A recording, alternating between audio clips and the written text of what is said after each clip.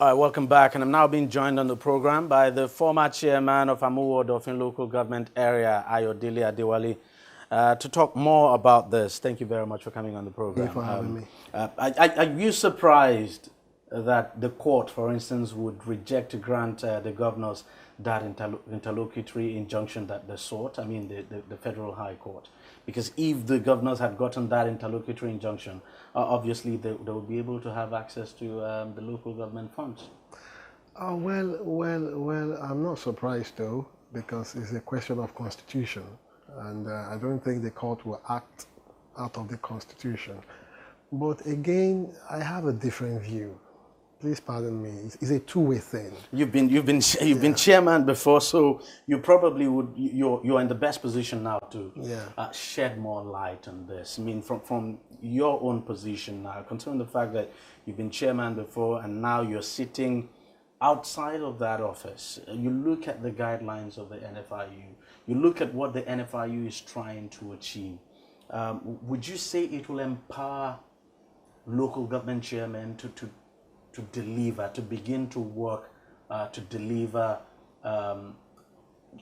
democracy dividends now at that local level? And would it stamp out corruption now in the application and utilization of local government funds? My answer will be yes and no. I will start from the no point of view. Now, you have 774 local governments. You're going to have 774 characters.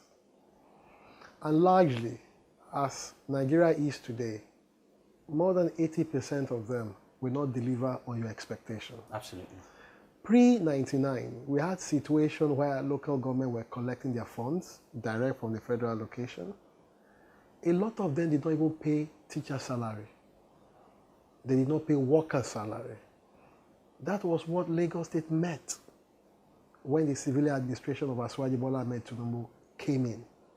And the first thing they could do was try to clear off the backlog of salaries, plus the pension. I remember I was still paying pension, even as chairman, because they had to prorate it for a very long time. It ran into billions of naira. And what did they do? They quickly put together what is called a joint account for local government in order to settle some first-line charges. And that's how the whole idea of the joint You understand? account came up. Now, when the joint account came up, the issue of salaries, local government staff salaries came, they'll take it off. The primary school salary, teacher salary, they take it off. Some other sundry matter like waste. Lagos was filled of waste. They take it off. Then pension, arrears of pension, they start taking it off. Then whatever that is left after that first line charge is now given to the local government to go and develop your space. Now, if that wasn't done, today you are saying Kogi State and some other states have not paid salaries for about 2-3 years. That of Lagos State and some other states would have been worse.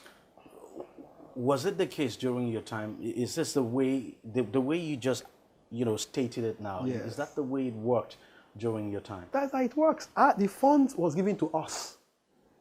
The state government had nothing to do with the fund. The only thing they did was to organize us Let me get together. this straight now. When you were local government chairman, Yes. the funds come from the federal government. It comes from the federal to the joint account. to the joint account. And do you have access to the funds in the joint account? Definitely, we have access to the funds. This is what we do. There's Okay, you something have called- access. That's the access you are allowed anyway. Not that the governor allows. allowed. Don't use the word allowed by government. It was an organization that was formed, a platform. It's like a JV. Everybody puts whatever you have in it. Okay, let me get it now. So you're saying when the funds come in, the state government takes away The state money government doesn't take away. takes away money for teachers' salaries. They don't take away. They don't take away. This is what happened. All local government came together. The idea was from the state government. That why don't all of you come together and form a pool? Now, when that money comes from the federal, it goes straight to the pool. Now, from that pool, you all give us the list of all your staffs. Plug into the Oracle. You give us your local government staff, your teachers, staff, and what have you. At a point, some local government were collecting what is called dispensation. They started employing more and more people. until they got to understand that the recurrent expenditure bill was getting higher. They had to put a stop to it. Now, when it comes, everybody pay off that from your allocation as you have it. Because if we don't pull it to a pool, you could have a chairman that will say, based on the budget that they have, and budget is put together after consultative meetings with the people. So if the people say that and what is of priority to them, the council doesn't even come into it. The council can only come to review and approve the budget. Before the budget comes, you must first of all have what is called a consultative meeting with your constituency. You ask them what do they want beyond the program you have. But not every local government chairman does that. They do it. Every local government in Lagos State does that. They do it. Now, if you have a situation, before that budget is passed to law, if you have a situation whereby the people say, oh, we need to do about 200 kilometers of roads, remember that those people also have their representative in the parliament as councillors. And they besiege on them that you have to pass this bill. Or they say, oh, they need more water corporation or whatever it is called and all of that. Forgetting the fact that you need to work in accordance, and remember that the allocation also fluctuates. You need to work with the reality of the allocation that is coming in. Now, if they pass it into the budget and pass more on the needs of the expectation of the people without recourse to payment of salaries and what have you, then the system will go into problems. So basically what you're saying, on the basis of what you have just identified now, that this NFIU directive changes nothing at all. It's not a good one. So what's the good side? Now, the good side is, in some states where some governors has pocket. And I actually think it's governors like that who are the reason why NFIU... You understand? In some states where the government or the governors have pocketed the local government account, and of course the governance of the local government. Because in some states, the governors have not organized local government elections. In some states, a lot of the states. We did talk about that. You understand? They've done it for about 12 years, especially in Anambra. Now, let me even Cross River as well. So when a local government, when a governor fails to conduct local government elections, so you don't have elected local government chairman, then the governor just controls the funds, nothing. In some states, when that is done, automatically the governor controls the fund. That's why you don't see development. But you see, Lagos has been an example, a very shining example. Even when you have sole administrators, the fund are still applied the same way elective local government council helmsmen apply the fund. Now, there's another question I want to ask you. Going by the Constitution, Lagos State has 20 local government areas, not 57.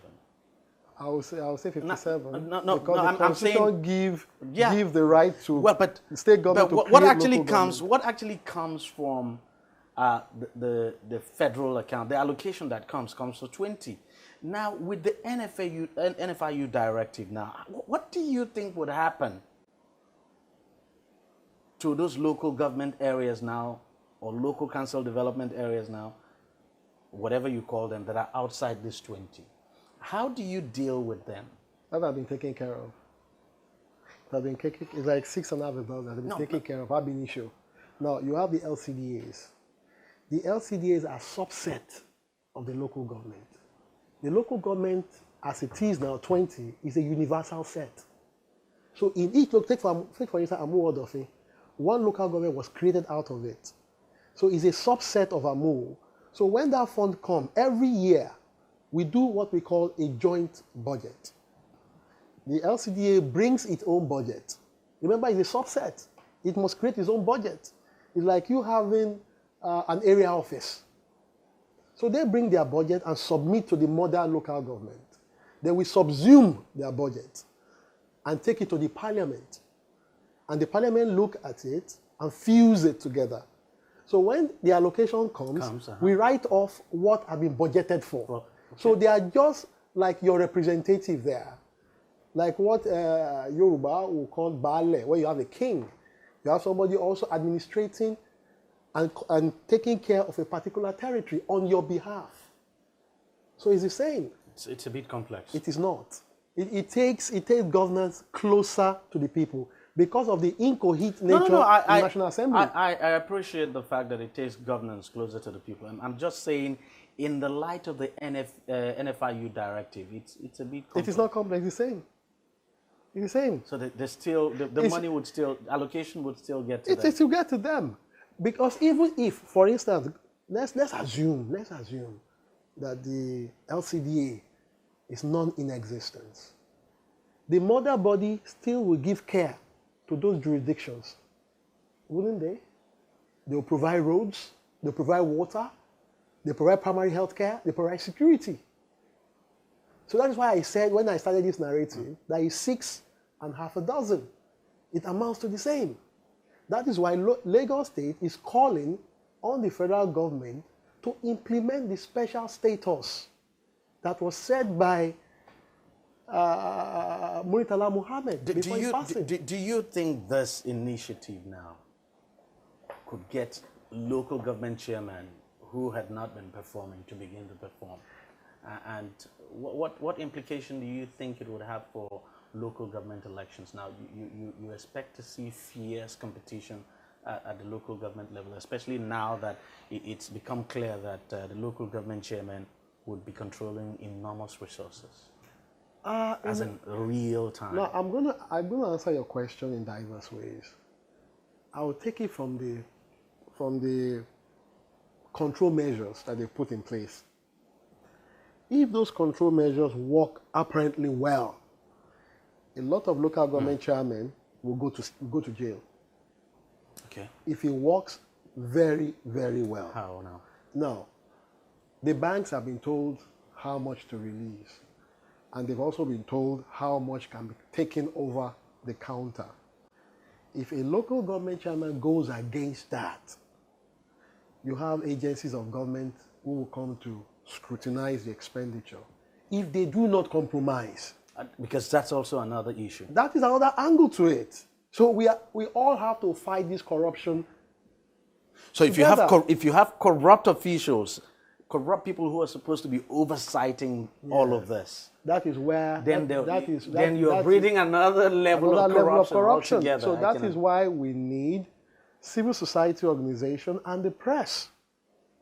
Because I do tell people that you don't need an EFCC to start asking for petition when government failed to act. You don't need EFCC, you don't need petition. Because what the EFCC need to look at is the budgetary provision, juxtapose it with the income, and look at what the money have been used for. And I know they have departments that can quantify all the expenditures. So you don't need any petition. Now, if the agencies of government that will take charge of the control act with contemporary realities like that, you are going to see development all over the place. And that's a big if. It's a big if. But I know the Buhari administration have something in the kitty. Because the pressure on Lagos is too much. When other states refuse to work, refuse to act, you're going to have human drift coming to Lagos.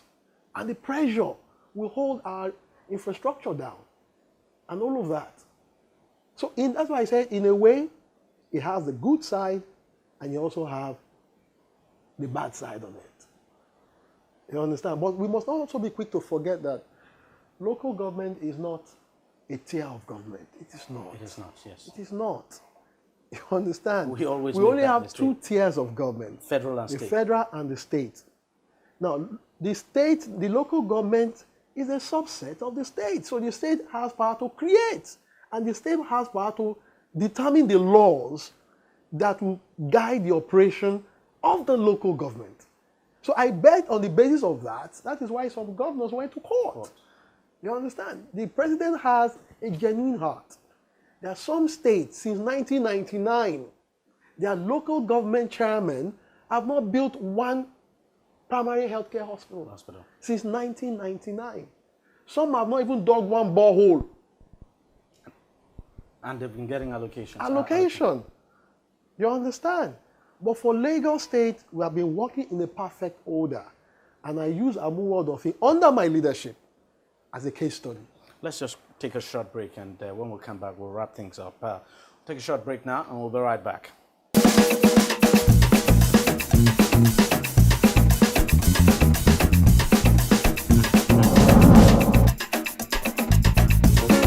On DEJI360, we don't just ask the questions. What is wrong with amending the Constitution the way the National Assembly members have been doing it? We seek answers. Constitution is constituent. Our problem is not lack of laws. Our problem is lack of the willpower to implement our laws. Answers that provide clarity. While we negotiate, we should try to make it a point that the girls must be complete. The clarity you need to make informed judgment so that you can make the right decision and take action. People are saying it is you politicians that are responsible for this, that you are the reason why this is happening. All these dollars that call themselves governors in this country. I wish we had people like Tony at the National Assembly. God forbid that I go to join that DEJI360, providing clarity to issues. Welcome back. I still have Ayodele Adewale, the former chairman of Amu Odofin local government area, with me here, and we're talking about the NFIU guidelines now and how it will impact local government administration, so to speak. Let's talk about the politics of it, beyond the corruption issue, which of course is very important. Let's just hope, as you've said, that those whose responsibility it will be to oversight, to ensure that things don't go wrong, that they remain straightforward, and that this whole thing doesn't create another level of corruption, especially the NFIU officials now who would be oversighting this chairman. But in terms of politics now, do you think that this could just be the beginning of some cutthroat politics now at the local government level? Because it would appear the stakes would now be higher. No, I don't think so. No, I mean, if as a local government chairman now, I have direct control over the resources of that local government. I have direct control over billions of naira, for instance, that would come in as allocations now to my local government area, unlike what it used to be before, where I do not have direct control. Then that's power. That's power in my hands. I don't think so. I will take Lagos State as an example. We have a political party that is ideologically driven. We have party leaders who understand the intricacies of politics. And we have local government chairmen who actually grew from that process. So what you have is loyalty to party programs. Loyalty to party programs and party actions. You don't think this would definitely cut the influence of these governors now, especially, and even the party, the governors over local government chairmen? Because I mean, what we have always seen with local governments in this country is that, the governors basically handpick who they want to be local government chairman. I don't think so. You don't think so? No, I mean, I'm not saying for all. I'm not saying for all, but in most cases, I mean, just let's tell ourselves the truth. The APC controls the state. There's local government election. The APC sweeps everything. The PDP controls our state. There's local government election. The PDP sweeps everything. Not in all cases. And no, but that's what it's been. Not in all cases. In all cases. Not in all cases. Let me give you a scenario. That is why we keep saying that people must be alive to their responsibility. You cannot rig where you are not popular. It's not possible. This is not even about rigging, but I'm saying that, that somehow... No, you just said election will take place in a state and the particular party will sweep all. That is why I said you cannot rig where you're not popular. It means that your position there are not popular enough that's to contend with that's the actually ruling party. that's actually not completely correct because even in Lagos State we've seen situations here where an opposition candidate clearly won parties winning election at the councillor level. Clearly won a local government chairmanship election, but you know. You see, the state independent electoral commission declared something completely different. I mean, that's the truth. I must be very truthful to you. Now, in Lagos State, we are lucky to have a leader who has worked extremely very well to build a pedigree, not only for himself, but for the political party. And that's Asiwaju Bola Tinubu. So a lot, in fact, all aspirants or candidates of the party in every office, starting from the governor to the Senate, to the House of Assembly, to the reps, to the local government, to the councillor, still tap into this pedigree. Anyway, that's just in order to win election. Let me ask you this. As a former local government chairman, you understand the system there very well. Yes. Fact is, the majority of our local government areas have actually not worked for us. It's the truth. Across this country, the majority. Of course, some have done exceedingly well. No doubt, you did a very good job as a local government chairman. But the fact is that the majority of our local governments now for a very long time have actually not worked for us. And the hope is that, just hold on, the hope is that the NFIU guidelines would change all of that. But let me ask you pointedly, how can corruption be tackled at the local government level? Corruption can be tackled if the people keep watch. While I was chairman of local government, I created a medium where people can monitor the expenditure and the programs and projects. I was printing 10,000 copies of a newsletter called the Amo Prism.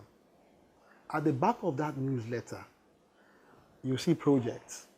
We will list the project, the location, and the type of project, and the stage of the project.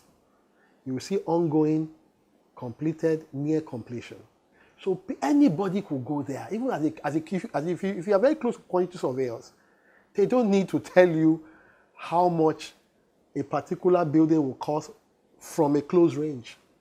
From afar, they could just get the diameter, quickly work out the quantities and all of that. If need be, they come to take measurements. So they can tell you, if they don't get it 100%, at least they'll get it 90% of what you have expended on that project. So we gave that openness for people to see. Now, secondly, we bring out pictures of before, during, and after. So everybody was following the project. So these were not fictitious things. Even when it comes to the environment, the silting of drainages, planting of trees, and all of that, we carry the people along. The Community Development Association, the Women Association, the youth groups, and all of that. We regularly have town hall meetings and all of these things. And we normally invite the press. And you don't think there could be situations where the people are just not interested? Yes, yes. And that some local government chairman could just take They can hide under that. They can hide under it when there is no information. I watched your program. I saw what you did in Kaduna State. I saw that school. I saw that health center. You have brought it to the limelight for people to see. You have opened everything. I can assure you, when you go back there in the next 4 months' time, if truly they have their head screwed to their neck, they would have provided all of those sundry matters.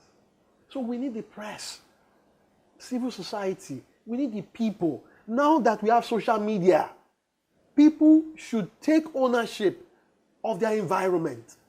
And that's very important, because it would appear in the country today, people always look at the federal level.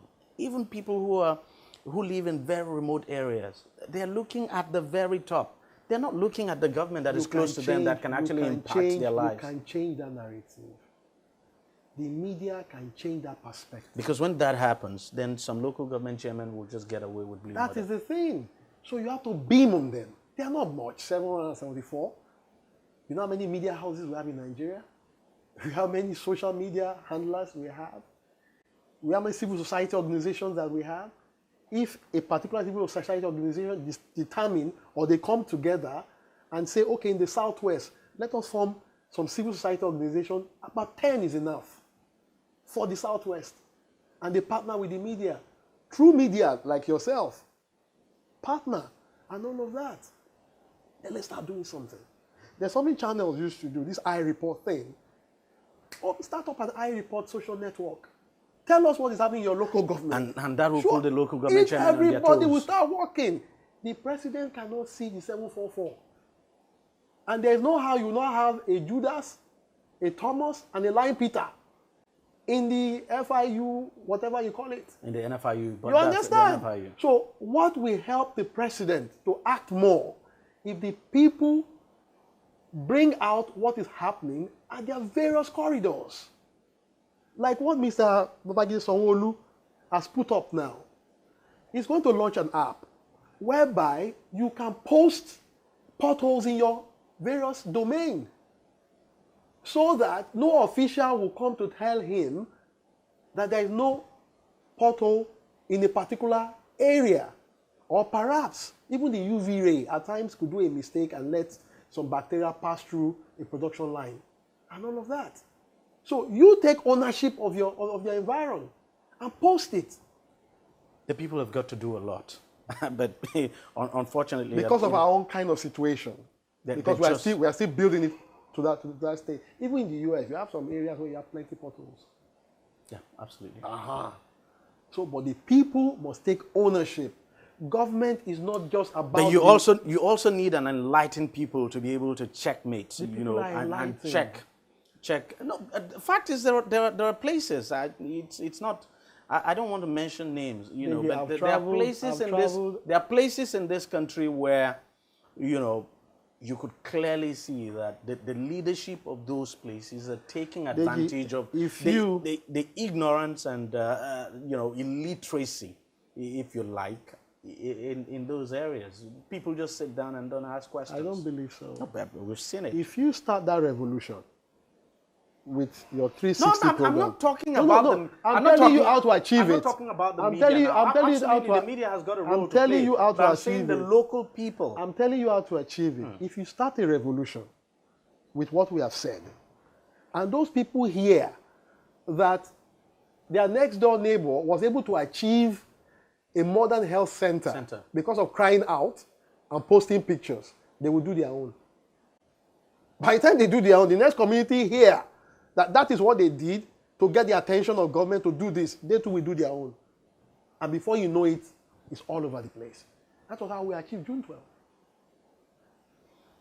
So you think things can actually change at the local government level if definitely only people can. Absolutely. It can. Well, I thought I was doing well while I was in council until I saw a full-page advertorial on one of these national dailies from a particular local government in the north. I was flabbergasted. Wow, that a local government did that. I saw their water corporation, whatever that they did. I saw the health centers. I saw this. The guy listed a lot. I used to think it was only happening in Lagos. And I saw it then. I was very, very happy. I also saw one in, I think in the South-South, the particular corner of the South-South.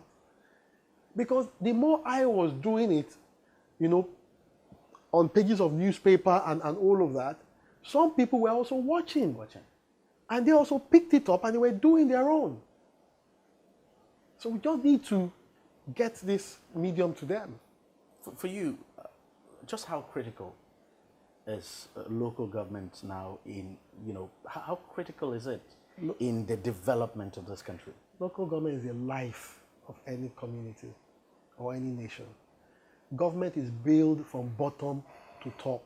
And if your local government doesn't function... When I went to South Africa, a lot of them did not even have any concern with the president or the provincial. In fact, the one that was not even in existence. If I ask you, why is it a different kettle of fish? Do you know in South Africa they have provincial heads?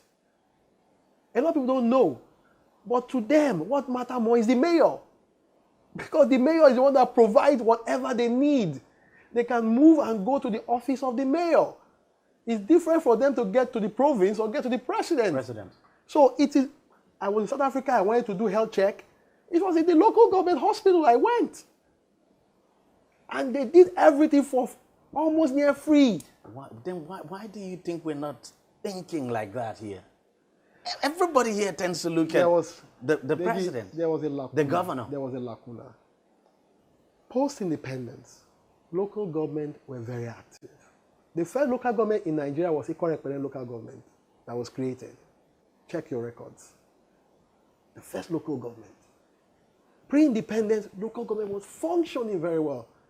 You had the sanitary inspector officers. In fact, they feared them more than the police because they were everywhere. You had the constabulary police.